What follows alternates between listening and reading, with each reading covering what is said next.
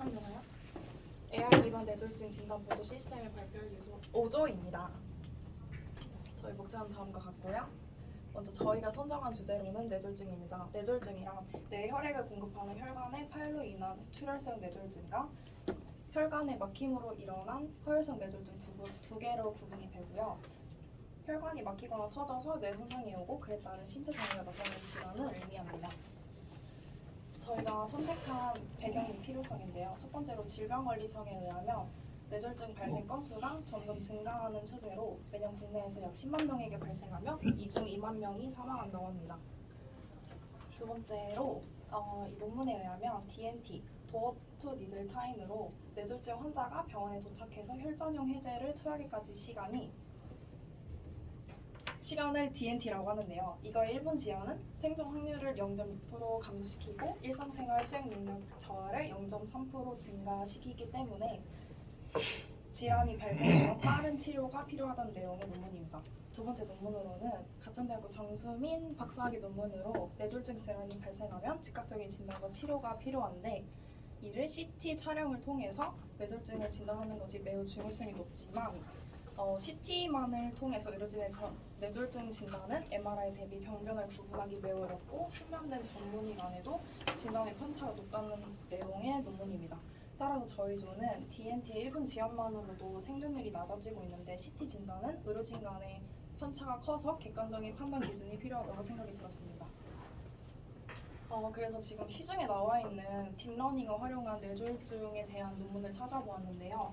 코리아 공학과학 저널에서의 전이학습을 활용한 뇌CT 사진 분류용 딥러닝 모델에 대한 논문입니다.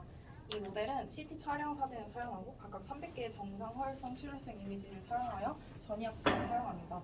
총 92.22%의 정확도를 기록하고 뇌졸중 종류를 판별할 수 있는 모델을 가지고 있습니다. 두 번째로는 사이언스 다이렉트의 CNN을 이용한 출혈성 및 허혈성 뇌졸중 분류에 대한 논문인데요. 이도 마찬가지로 CT 촬영 사진을 사용하고 각각 900개의 정상 허혈성 출혈성 이미지를 사용하여 전이학습을 사용합니다.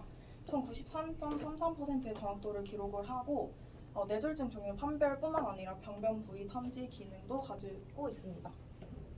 따라서 저희는 이 앞에 두 가지 모델을 합쳐 AI 기반 뇌 이미지를 분석하는 정상 허혈성 출혈성 뇌졸중을 판별을 하고 병변 부위를 탐지하여 뇌졸중 발생 부위를 시각화 및 강조뿐만 아니라 저희 조에서 추가로 병변 진행 상태를 분석해서 뇌졸중 진행 정도 표시 및 진행 단계까지도 할 예정입니다.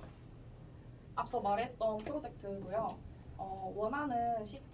판별을 원하는 CT 사진을 시스템에 넣으면 AI가 CT 이미지를 분석해서 뇌졸중 여부를 판별을 합니다. 만약 여기서 출혈성, 허혈성 뇌졸중인 경우 병변 부위를 시각화할 뿐만 아니라 진행도와 중증도까지도 화면에 나타내도록 할 예정입니다. 그럼 여기서 진행도와 중증도는 어떻게 나타내느냐? 허혈성 뇌졸중의 경우는 병변 면적을 정량합니다. 전체 뇌 실질 면적과 병변 면적을 산출해서 계산을 하는데요. 연구에서 사용된 뇌 병변 부위를 백분율로 환산해서 비율에 따라 정해진 중증도 기준을 사용합니다. 출혈성 뇌졸중 같은 경우에는 ABC 나누기 2 공식을 사용해서 출혈량을 정량합니다. A는 가장 넓은 지름, B는 수직 지름, C는 CT 슬라이스 두께를 써서 계산을 한 후 평균 성인 뇌 용적 1400cc 기준으로 연구에 따르면 4에서 8% 이상, 30cc 이상이면 예후가 나빠질 가능성이 높기 때문에 이에 따라서 중증도를 나누어서 분류하였습니다.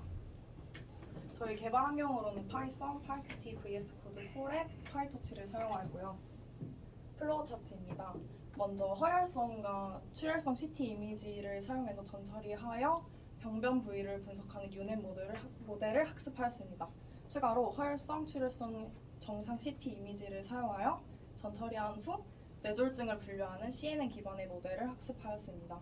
파이큐티를 이용하여 프로그램을 실행을 하면 뇌 CT 이미지를 등록을 하면 먼저 뇌졸중을 분류하는 CNN 기반의 모델을 불러옵니다. 이를 통해 정상인지 아닌지를 나타낸 후 정상이면 정상 표시하며 정상이 아니고 허혈성 혹은 출혈성 뇌졸중인 경우 병변 부위를 분석할 수 있는 유넷 모델을 불러와 병변 부위를 분석하고 표시한 후 면적 %, 진행도를 분석한 후 이를 시각적 화면에 제공합니다. 저희가 사용한 데이터셋으로 정상은 4,428장, 출혈성은 1,094장, 허혈성은 1,131장의 CT 사진을 사용하였습니다. 역할 분담입니다. 타임테이블입니다. 네, 다음으로 각자 개발 내용에 대해서 발표할 건데요. 저는 먼저 뇌졸중을 구별하는 CNN 학습 모델을 개발하였는데요. 먼저 CNN 학습은 이미지 데이터를 입력받아서 모델이 자동으로 판단하도록 스스로 학습을 특징하는 모델을 의미합니다. 뇌졸중 CT 데이터셋으로는 출혈성, 허혈성 정상으로 구성한 후 CT 사진을 가지고 오면 RGB로 변환하고 이미지와 파일 이름이 뜨도록 데이터셋을 구성하였습니다. 앞에 그 데이터셋으로 훈련 데이터와 검증 데이터를 8대2로 나누었는데요. 이를 통해서 20번의 딥러닝 이미지 분류 모델을 학습시켰습니다. 그 결과 총 정확도가 90.83%지만 여기서 사진에서는 이 파일 이름과 원래 뇌졸중 종류와 그리고 모델이 예측한 뇌졸중 종류가 나오는데요. 일치하면 초록색, 불일치하면 빨간색으로 나옵니다. 원래 허혈성 뇌졸중이 CT상으로는 구별하기가 어려워서 모델 결과에서 알 수 있다시피 허혈성 뇌졸중이 정상이랑 출혈성에 비해서 현저히 떨어지는 것을 알 수 있었습니다. 그래서 제가 정상 CT 이미지가 허혈성이랑 출혈성에 비해 4배나 많기 때문에 클래스 불균형이 이러는 게 아닌가 싶어서 제일 작은 CT 사진을 가진 거를 가중치로 삼아서 클래스 불균형의 샘플링을 했습니다. 기존 모델을 불러온 후 전이학습을 사용하여 20번의 딥러닝 모델을 학습하였습니다. 그 결과 총 정확도 97.82%로 앞서 했던 모델에 비해서 정상, 출혈성, 허혈성 모두 증가한 정확도를 알 수 있습니다. 네, 저는 구글 콜앱을 사용하여서 이제 병변 부위를 추출하는 전처리 과정을 진행하였습니다. CT 이미지 2223장과 그리고 정답 마스크인 오버레이 사진 2223장을 가지고 병변 부위를 추출하고 모델 학습에 사용할 수 있게 데이터셋을 구성하였습니다.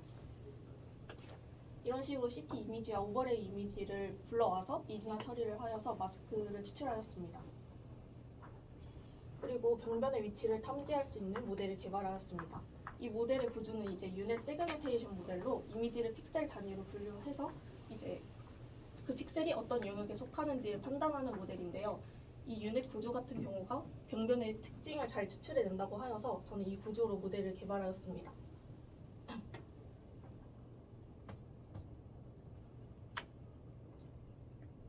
네, 그래서 학습된 결과 그 예측 결과를 시각화한 사진인데 이 가운데 있는 게 실제 마스크고 예측 마스크가 이제 학습된 모델이 탐지한 병변 위치입니다. 따라서 최종적으로 정확도는 99.2%에 달성을 하였습니다.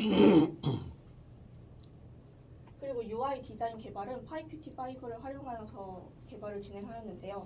UI는 메인 화면과 진단 화면으로 나뉩니다. 진단 화면에서는 이제 뇌졸중의 종류에 따라서 나타나는 세부 정보가 다르게 표시됩니다. 다음은 병변 면적 출혈량 계산 및 진행도 분석 부분입니다. 먼저 허혈성 부분인데요. 여기 허혈성을 계산하기 위해선 뇌실증 영역과 병변 영역을 먼저 추출을 해야 하기 때문에 이 바깥 배경과 안의 윤곽을 분리하기 위해서 먼저 두개골 윤곽을 추출을 하였고 이 내부 전체를 뇌실증 영역으로 그리고 붉은색으로 마스크된 부분을 병변 영역으로 추출하였습니다. 이후에 그 추출된 두 값을 가지고 픽셀의 값으로 변경하였고 이 값을 가지고 전체 내 픽셀 대비 병변 픽셀의 비율로 계산을 하여 퍼센트로 나타내었고 이 값을 가지고 중증도로 분류를 하였습니다. 다음은 출혈성 부분의 출혈량 계산 부분인데요. 병변을 먼저 여기 좌표를 추출해서 여기서 제일 긴 부분을 A축의 길이로 놓고 이 A축 길이의 수직이 되는 부분을 B축으로 생성을 하였습니다.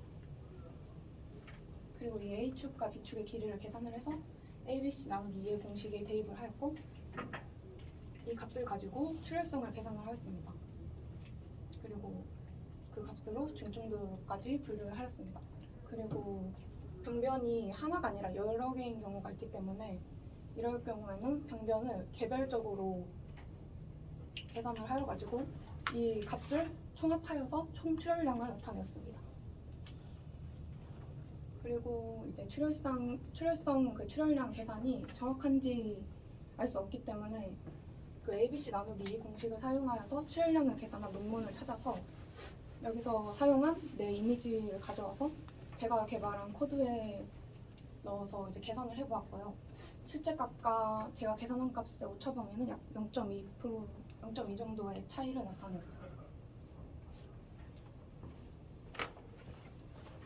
저는 앞에서 그 말씀해주신 그 모델과 그 앞에서 설명해주신 걸 바탕으로 왼쪽은 CT 이미지를 시각화하는 공간과 기본 이미지 또는 사용자가 불러온 이미지를 표시하게 하였고, 오른쪽은 한자 정보를 입력하고 이미지 불러오기 버튼, AI 시작 버튼으로 구성을 하였습니다. 그리고 앞에서 말씀해주신 모델을 바탕으로 분류 모델 불러와 정상, 출혈성, 허혈성을 구분하게 하였고, 그리고 또 다른 모델인 병변 탐지 모델을 불러와 뇌졸중 부위를 시각화 및 강조하도록 하였습니다.